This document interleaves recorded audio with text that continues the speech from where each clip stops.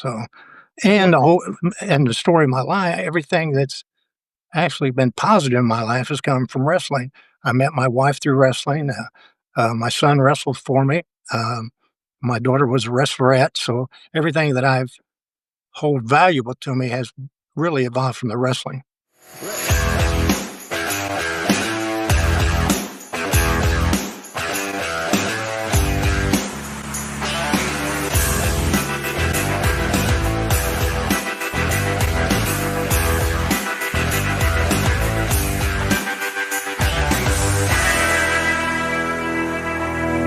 Welcome back to the Details Podcast. I'm your host, Dan Williams, Dan E. Williams, and today I have an incredibly special guest, someone who I credit with giving me a lot of the tenacity and drive that has put me where I am in life, maybe for the good and for the bad over the course of the years. But this man here was one of my wrestling coaches in high school, and I'm so happy to be able to sit down with Mr. Royce Deckard. Coach, how are you doing today, sir? Doing fine. All right. Well, thank you so much for coming and sitting down with me. I know this is our part 2, but our part 1 vanished into the ether. So this shall live forever. Good. All right. So I want to cover kind of your background, where you came from, and in your storied history of being a wrestling coach, which is just crazy. Before we even start that, I will say, in our last interview, when we were sitting down talking, you had told me that you were worked in accounting, and it's so funny. Just as being a young person, I never even considered that you did anything except being a wrestling coach. Like I never saw you in my brain going and sitting down in an office. Just didn't happen. Didn't happen. Okay, so let's do this. Let's start at the beginning. How did you first fall in love with wrestling? Well, when I first started, I had polio when I was 4 years old, and I kind of had to wear braces through elementary school. First, second, third grade, I had braces on my legs, and you get bullied a lot, pushed around a lot. I was pushed downstairs. Um, they would kind of de-pants me and throw me in the hallway and all kinds of silly stuff. Then, then I started wearing corrective shoes, which again makes you a target for everybody. So growing up through elementary, I um, had a chip on my shoulder. I was in a fight every day. My grades were horrible. Matter of fact, it was to the point my mother was almost tempted to send me to some kind of rehab school, some military school to do something because I was just out of control. Then after grade school, I got into middle school, and the wrestling coach there said, "Son, why don't you take some of that anger and come out for wrestling?" So I did. I went out for wrestling. Um, it sort of started giving me my identity. My grades started going up. Um, then I finished middle school wrestling, went into high school wrestling, and graduated National Honor Society, and it's all due because of wrestling. And then I went on to wrestle at IU and get my degree in accounting. So, and the story of my life, everything that's actually been positive in my life has come from wrestling. I met my wife through wrestling. My son wrestled for me. My daughter was a wrestlerette. So everything that I've hold valuable to me has really evolved from the wrestling. Let's touch on that polio. I mean, it's pretty much eradicated at this point, but what and this one can be really brief, but this is just for my own personal curiosity because I don't know. I know when somebody has polio, maybe one of their legs will be a little thinner than the other. But what is it? And did you have to go into an iron lung? Is that a polio when thing? When I was 4, I was paralyzed from the neck down. Um, I was struck in my muscle joints all through the body, and it just sort of crisscrossed through the body. So I had like one weak muscle in the back, one in his arms and shoulders. Then the doctors told my mom that, well, he'll probably never be able to walk right. Uh, so anyway, she worked with me. The doctor said, if you ever expect this boy to walk, you're going to have to give him therapy every day. So she gave me therapy every day. I mean, I could remember we had linoleum in the kitchen that had lines, and she would make me walk those lines because my legs were really weak, but she would make me walk them every day. I would cry, she would cry, but she kept pushing. And so I just barely remember the iron lung incident. I remember not being able to walk. When I was at home, I could only have visitors for like a couple hours. They didn't want to get excited. They didn't want any of these things to happen uh, to maybe cause it to come back. So it was sort of rough coming up. But through the athletics and wrestling and stuff, my muscles and everything got pretty well healed up. The only thing I really had left is in my legs. I got one calf smaller than the other and one thigh smaller than the other, but not that noticeable. And I've been able to walk pretty good and get through life. But again, that's a tough love that my mother gave me that really pushed me to do it. Yeah, and and maybe vaccines for some things are pretty darn good. Yeah, Right. Yeesh. Okay. So when you started wrestling, how old were you? I was in the sixth grade. Okay, 6th grade. And what weight No, class were seventh you? grade. I'll take it. Seventh grade. And Seventh what grade. weight class were you in back then? 95. 95-pound weight class. I find this to be really funny just from old wrestler to old wrestler. I've watched my weight kind of go up about 10 pounds every decade as I've gotten older. Like I wrestled 112 in high school, even like my senior year for when they would let me go out and wrestle. Um, and then in my pant size as well, it's just gone up like every decade. Is that for you? You look super fit. Well, no, not really. It's getting there.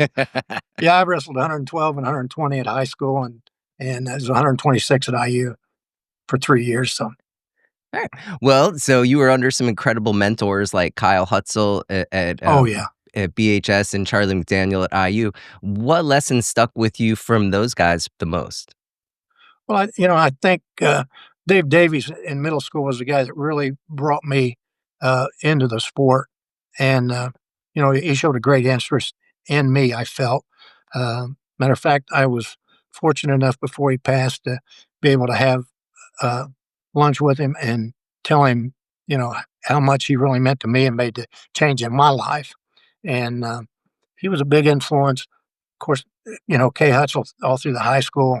Uh, Actually, my practices are designed the way he pushed me in the practice room, and so I kind of take all the wrestling skills and stuff that I have passed on to my athletes through him. And then, of course, Charlie was at IU, and who my senior year passed away, and that's why I only wrestled for 3 years in college. I just doubled up on hours and graduated and didn't wrestle my senior year, which now I kind of regret because that's when Doug Blueball came in as the coach at IU, and ironically, I coached his grandson at South. So it's kind of I wish I'd have went back that last year and finished it, but I may have not had the love and desire to push myself in coaching if I had. So, Yeah. I went to Doug Blueball Top of the World Wrestling Camp a couple years. oh, great, isn't it? Yeah, it was really fun. Fun memories. Yeah. Fun except for when they put the, icy hot into my underwear that I put on, and we went out and we started doing the running around in circles, and then the sweat happened. That was not funny at all to Not me. fun. Mm-mm, mm-mm. And they told you there's some salve in there to go put it on after you get to help it, didn't they? Yeah, it was what a fun memory. How was it that it kinda turned for you that you decided that you wanted to be a coach? Well, I was actually after I graduated from IU's, and I was working a construction company as one of their bookkeepers, and one of the heavy equipment operators come in and said, "Hey, I heard you wrestle." And I said, "Yeah." He said, "Well, my son's wrestling, and he's in high school." He said, "Would you mind working with him and helping him out?" And I said, "Well, no." So I ended up going over. This was over at Spencer in Owen County, uh, at Owen Valley High School, And I said, "Yeah, I'll go over." And so we pulled about 6 or 7 kids together and sort of made a little club, and we'd practice, and we just started traveling around. Back then, there wasn't very many tournaments to go to. We go to Joliet, Illinois. We went to Lincoln, Nebraska, Shippensburg, Pennsylvania, just all over to find, tournaments and stuff to attend. So from those 6, we started, and it just kinda grew into, um, later into what we called the Bi-County, which took in Monroe and Owen County, uh, club, and it kinda started blossoming, growing, and, then that's when Hutzel asked me if I'd take over and coach, Benford Middle School, which was where I went to middle school at, so I said, "Yeah," and I did that, so that's kinda how I evolved and got into the coaching. Side note, when you started wrestling, what was the gear like back then? Like, did dudes didn't wear a head ear covers, right? So everybody just had big old cauliflower ears, and were the Yeah, shoes the pretty same, much. or Well, when I got into high school, we did have the headgear. Um, we had full wrestling tights, full shirt that, buttoned, and then you had over tights, and, we had canvas wrestling shoes, which was Converse at the time, which were the big thing. Originally, my first pair of wrestling shoes was all leather. They looked like boxing shoes. So, but yeah, that was a little different what we do with our singlets now. yeah, right. All right, so you started at Bimford Middle School, and then you moved to Lawrence North, and that's where you came into my life. Um, where you were part of 2 state championship teams, I believe. It's and some of my numbers that I call out here may be a little bit off because I'm just using the information that I could dig up on the internet, so it might be a couple years old. Um, well, what was that experience like as a young coach? And for my own brain and for my fellow people from Lawrence North who had you as a coach, how old were you back then in the mid late '80s when you kind of came over there? Well, let's say I'm 75 now, so you just take it back. I'm not sure of the age, but, yeah, I have been fortunate enough in my career, uh, that every job that I've been able to work at, uh, has allowed me to come in early, leave early so that I could go and coach, and I've been very fortunate, that I've been able to do that, because 'cause you're not gonna make money at coaching, but it is a passion, and I've been very fortunate in my like I said, in my career that I've been able to do that. And you're still coaching to this day. Yeah, yeah, I'm an assistant coach at Bloomington South back where I started years That's ago. that's amazing. So when you were at Lawrence North, like we would compare your wrestling practice to that of a concentration camp. I mean, that was often what we said. I remember when I first started wrestling, my body was sore. Like I think like literally every single muscle in my body. I was so sore for the first few days. I had never experienced anything like that. Um, and you say that is the style that you learned on, that you brought Yeah, forward for your people? yes. Yeah, I I stress, first of all, that, your main thing is your conditioning. If you're in the best shape of your life, um, that's gonna go a long way, and then you're gonna have your strength, your, uh, skills and so on, but your conditioning I've seen conditioning win matches that from less talented athletes just because they were in condition to go the whole match. And you talk a wrestling match basically 6 minutes if you don't go into an overtime, and 6 minutes doesn't seem that long, but when you get out on the mat and you've got somebody out there that's trying to tear your head off, you know, it's fight or survive. If you don't wanna survive, you gotta fight. And so it's, you know, fight or life, and somebody did a study, said for a whole football game, the amount of time that one of the athletes exerts is 6 minutes. So they go for hour and a half, 2 hours for a football game and only exert enough energy that it would last 6 minutes. Where in a wrestling match, you start, you don't stop. It's constant go. So conditions have been a big thing of mine. Yeah, yeah. If the 6 minutes is a really long time when you're It out there. is. Well, fortunate for me, a lot of times I didn't have to go that whole 6 minutes because I would just lay down on my back and they would say, No, "Boom, no. let's move on." That's for my wrestling friends back. Uh, there you Okay. go. Okay, so, when you transformed or changed from being an assistant coach and moved into a head coach, what kind of things changed? I mean, you were with Schwarzkopf, as the head coach there, but when you became the top dog, what did you change in the style or what was going on? It seems like it would be kinda the same. There was no change. Frank and I worked so good together, and I mean, what we established and worked through was, basically what I've been going through my entire coaching career and time that I've been involved in wrestling. Uh, so there was really wasn't a whole lot of change in the style. Frank and I worked so good together, and it was a good combination. Okay, so you spent 15 years as the head coach at South and you continue to coach today. What is it that motivates you to keep going and keep coaching and keep, really affecting young men's lives? Well, my high school coach, Kay Hetzel, once said, "Get back to the sport, what you got out of it." And like I said, my whole life, everything that's really been positive has come from wrestling. So I just kind of feel as long as I can benefit somebody and get back into it, then I get a reward out of it, and I just enjoy doing it. And so over your career, and again, these numbers may be skewed a little bit because you probably picked up more championships since, but you have 17 state championships, 8 runners up, and 72 medalists. That's amazing, amazing. What do you think those athletes that were those champions all had in common?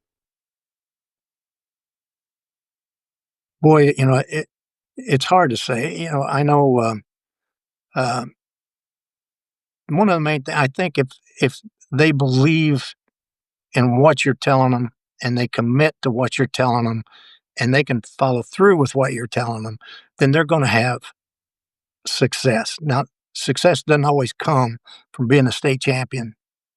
Success, like I said, can um, come. It's not what you do, but how well you do something. That's being successful. And I think coming through any program, like I want to see my kids succeed, and they're going to do it. But to become a state champion, you're going to have the hard work. I remember Hugh Waddington, which was one of the very first state champions, said we were going out between the final match. Uh, and I said, okay, Hugh, where would you like, what do you want to eat? You want to go somewhere, get something to eat? And Hugh said, Coach, if you told me to eat dog shit and I'd win state, I'd do it. So I said, well, let's just try for spaghetti and see what happens. So, but it's those type of things that you you've got to first believe you're capable of doing it, and and that's part of my job as to coach is to convince you you've got the ability to be a state champion. You got the ability to be successful. You just have to work at it and get it done.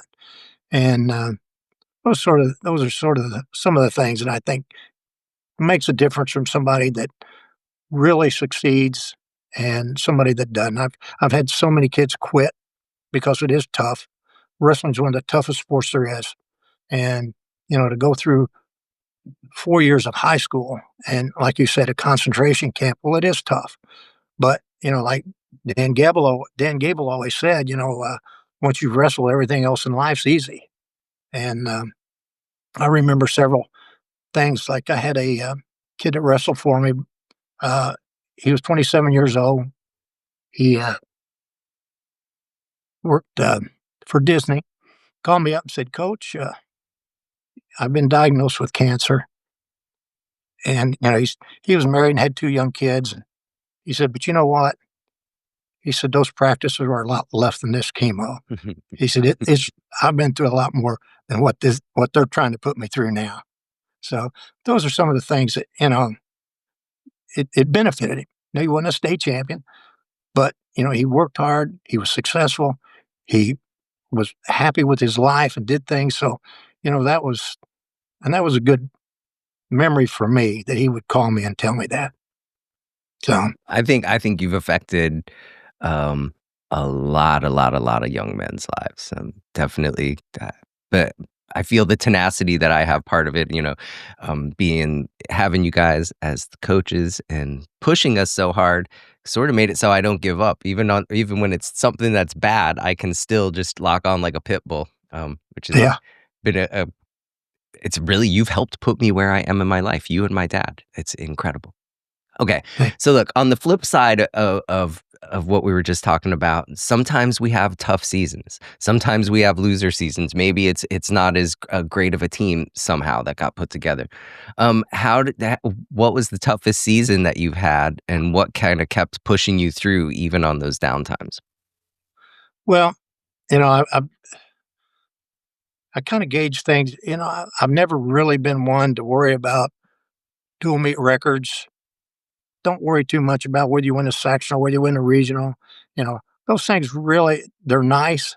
But what really matters is when you get down to the state tournament, you get under there, your ultimate goal, you're facing it, you're into it. That's where, whether it's a state championship or whether it's you want to achieve presidency of your company or whatever it is, when you get to that final goal, those are the ones that really count. That's what really matters, not the season. You're going to have bad seasons. You're going to have good seasons. You're going to have great kids, you know, but, you know, the main thing is getting to state. And I've been fortunate enough to have at least one person at state tournament all my assistant coaching and head coaching career in high school, which is, you know, to me makes it, well, I'm still doing something right for them to make it that far. And like I said, I've had kids win a state championship that didn't were not the best wrestler, were not the best athlete, but they had a big heart and was determined. And those are the types of things you like to see develop. Now, if you were to look back across the entire thing from the first time you stepped onto a wrestling mat to today, give me one or two of the proudest, like, best memories that you have. Well, there's one that stands out, and that's coaching my son to a state championship at The Lawrence North. deuce. Yep. So that's my highlight. That's the one. And I mean, I've enjoyed each kid that you get to know. And I mean, everybody is a little different. The program structured that everybody has to do it. I don't care who you are, how bad you are, how good you are. You're going to go through the same thing everybody goes through, and to survive those things, you're going to become part of my life. And so I appreciate the effort that everybody that's been in my program has done. And like I said, but my son winning state was the highlight of my career, and being there in his corner to coach him. Yeah, elaborate on that just a little bit. Walk me through some of the highlights and the key moments, and I cannot imagine, like, it's like all of these kids are like your kids, but this one's actually your kid. So I know it had to be crazy special. But give me Well, some of the highlights from this. let's put it this way: it was. I probably was a little harder on him than I was the rest of the team. Not sure that that's really possible, but okay. Well, I think Brandon Ingles once told me, he said, "You're harder on your son than you are us." So, but the problem is he had to go home with me every night, and he had to listen to Dad. And he always tells a story after he won the state tournament. We were out eating, and he said, "I didn't take but a half hour, and then I'm telling him what he has to do to get ready for next year." And he said, "Dad, I just won state." And he said, "Now you're telling me I've got to start doing this and this and this." So it was more rougher on him than it was me because, like I have a tendency to I don't want to show partiality to anybody. Um, and that's one thing that I value. I don't care if you're the greatest athlete that ever walked on a mat, you're no different than anybody else, and you're going to get treated the same way. So I try to maintain that throughout the whole programs. Kinda gets a little emotional, some of this old stuff where you're bringing up. Yeah, that's the idea, sir. That's the idea. I feel emotional about it too, to tell you the truth. This really is a special. I'm so glad that we were able to do this again. Okay, so look, in In addition to wrestling, you held, some pretty big roles at Indiana University, CFO, CIO. How did your wrestling background help prepare you, for your leadership in business and academics as well? Uh, well, I came I just kinda go back a little bit. I was influenced in high school by, uh, my bookkeeping teacher, who was an influence on me as far as getting that I was always good in math and bookkeeping, and I got into accounting and went on up through there. Um, then when you get into where you become a boss and you're starting to deal with people and everything, it kinda comes back. You can't yell at, scream at them. You can't kinda, you know, discipline them too much in the workplace. Are you saying are you saying you couldn't make them do push-ups? Exactly. Yeah, not too easily anyway. So, but, they too at work, when you deal with people, everybody's different, but you try to treat everybody the same, and it's just uh, it kinda blends over. I wasn't as much of a dictator in the workplace as I was in the wrestling room, uh, because, you get an opportunity, you line good people around you that that, can do their jobs and work hard, and as long as you have good people, then it makes everything a lot easier in the workforce. Yeah, I think that's like a Jim Collins good to great. You put the right people in the right seat on the bus, and that's step Right. number 1. Step number Yeah. 1. Okay. What lessons do you think, and I know for myself the answer is like just tenacity and never quitting. But what lessons do you think that your wrestlers take with them in their life after the sport? Well, I it's like you. I think they learn not to give up.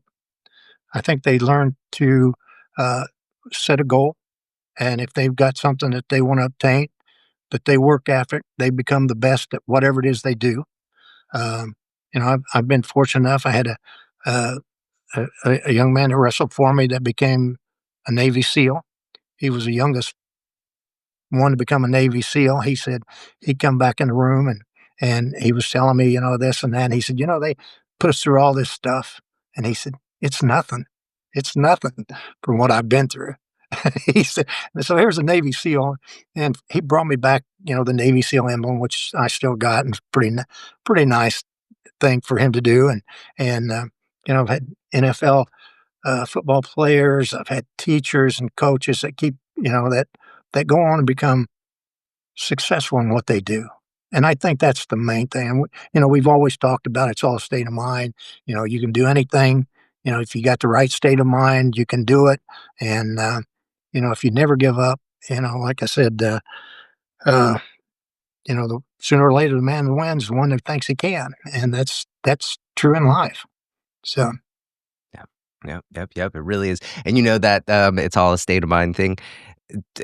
Let's touch on that. Every wrestling match that I had that little card. You gave us all little cards of it. I had tape, like scotch tape around mine, and I would put that into my knee pad. Like I lived and breathed that because I never was the best. That is for sure. I did try really hard, but like that was so special to me. How did that it's all a state of mind come about and get implemented into our lives?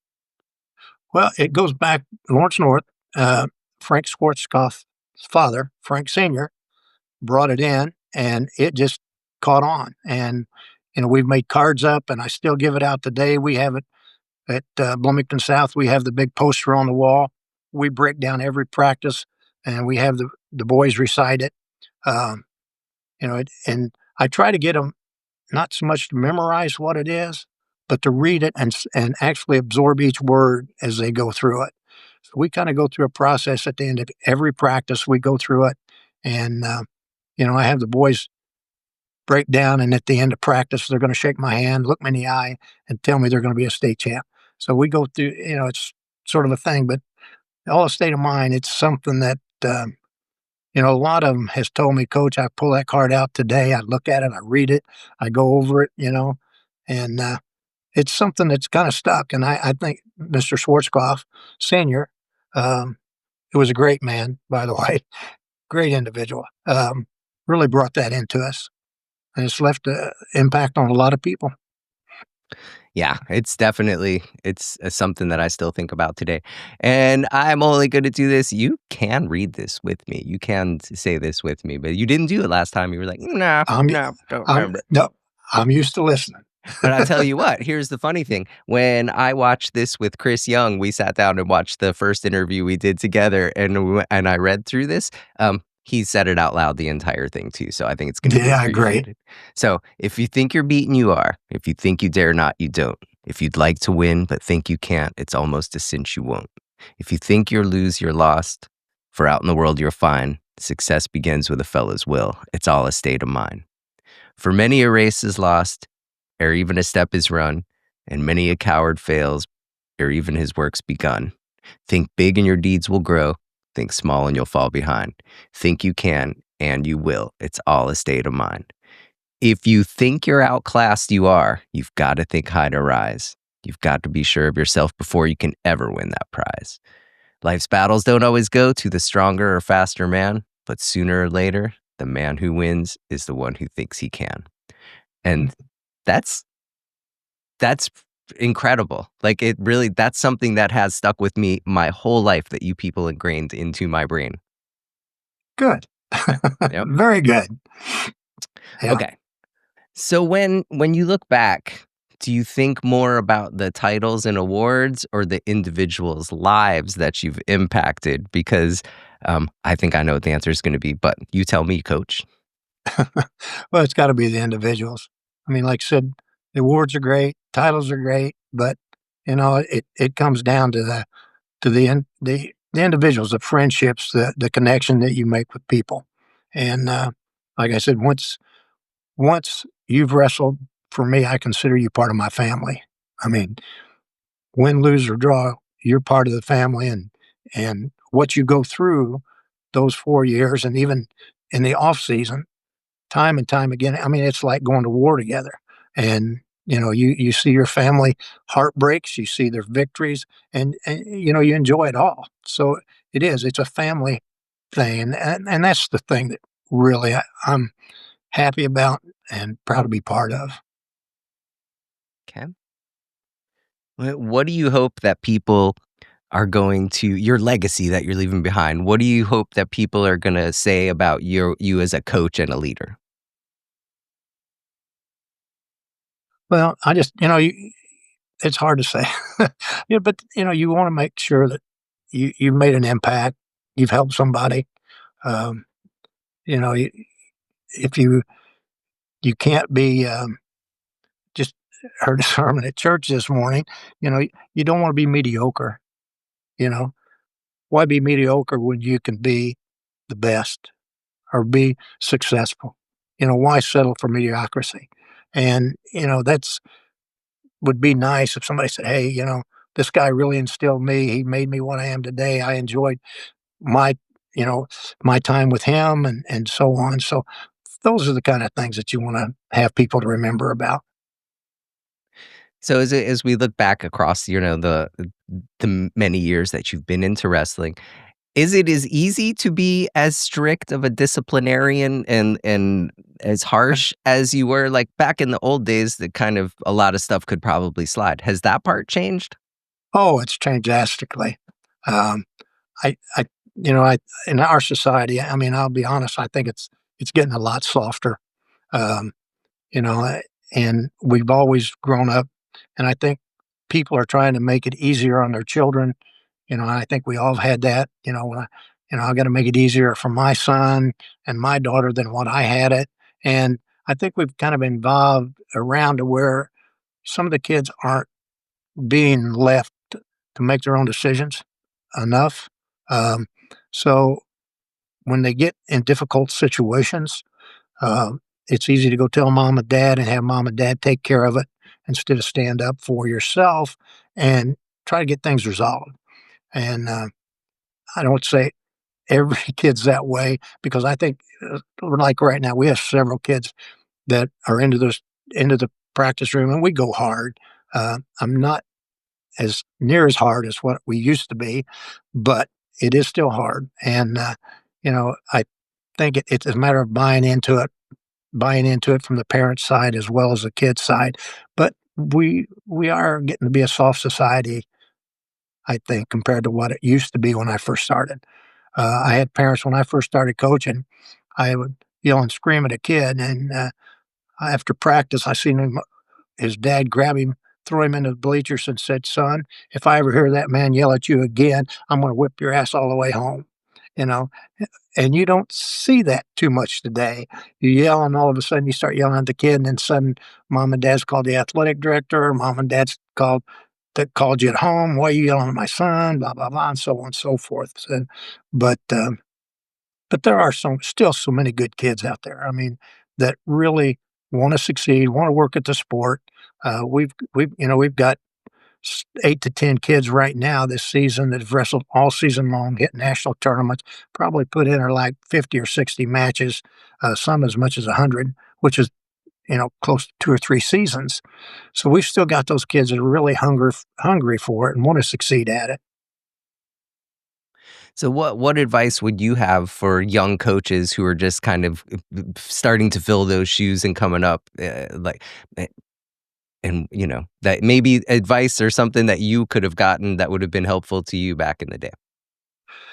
Well, I think, you know, one of the things, and this is what I was fortunate enough to do, was anytime you build a program, you got to start from grassroots. You got to start from the little kids, elementary kids on up, and that's what we do with the clubs. And I think that's essential. You even whether you're the head coach, you've got to be part of that program, bringing the elementary, middle school, high school program all together and work at it to get them. The other thing is, I think you need to have parent support. Parent support's a big thing because the kids go home at night, and if they're crying and whining to mom and dad's got to say, "Hey, he's doing what's best for you." Blah blah blah. If not, um, so like for example, Mike Apple, who won state champ down here at Bloomington South, he um, he was going to quit wrestling, and his mom said, "Okay, if you're going to quit, you go in and tell Royce you're not going to wrestle anymore." And he said, "No, I'm not going to tell him." He he wasn't going to come in and face me and tell me he wasn't going to wrestle. Then he turns around and when he gets older and gets into high school and becomes a state champion and goes on. So you know those are the type of things that coaches need to get parent support behind. You know, it's not, I mean, it is violent. I mean, it is a rough, violent sport, and they have to understand that it's not easy. And like my wife, she for years would just kind of cover her face when my son wrestled. That's her baby out there. It's hard to see him. Somebody twisting her arm, twisting her head around and turning them this way and that. It's difficult. But I think any coach should try to get the parents behind them, get the parents in, and communicate with parents and kids as much as possible. And so for the young athletes, what's one principle that's never goes out of style that's kind of been that's followed the whole timeline? Work hard. You have to work hard. If you're going to succeed, you've got to push yourself. Now, after all of these years, what still excites you about still showing up to that wrestling practice and being in the wrestling room every day? I enjoy seeing the success the kids have. Um, we go into the practice room and day to day activity of the kids, the humor they have. It's still I have fun listening to them talk about this and talk about that, and it's just kind of amazing when we go on our bus rides. All the interaction relationship that you develop with the kids is I mean it's special. It really is. And then you want to see them succeed, and then you see them win this. Like I said, it's a family. You enjoy their victories and you cry when they lose. So, it's that whole thing, the being around them. Is there anything that I'm missing that you were like, this little bald headed guy is going to ask me, and I did not ask you, or anything else that you want to get out there? Well, no, you've pretty well covered it. I just that this is a tremendous sport. Wrestling is a tremendous sport. Like I said, I owe my whole life to it, and I just wish people could uh, experience it a little more. It's not a glamorous sport. We don't get the recognition that the basketball and the football players get. You know, like I said, the write-ups in the paper, the news broadcasts, all this stuff. The wrestling kind of takes a back seat to all of it. But yet, I think it's the most rewarding sport there is. And for these individuals that come out and wrestle, I just, I wish it had more exposure for them, more recognition than what they get. Well, look, I can honestly say you have had you personally, as I look back at my life, my dad and you are two of the most influential people that have been in my life. Um, and the lessons that you instilled in me, I think are what made me tenacious and never give up. Like, I was never a champion when we were in high school. Like, I was really just really not that good naturally, just didn't have the talent. But I tried probably as hard, if not harder than anybody else. I would show up to school before school and run daily. Um, but, some people just don't have it.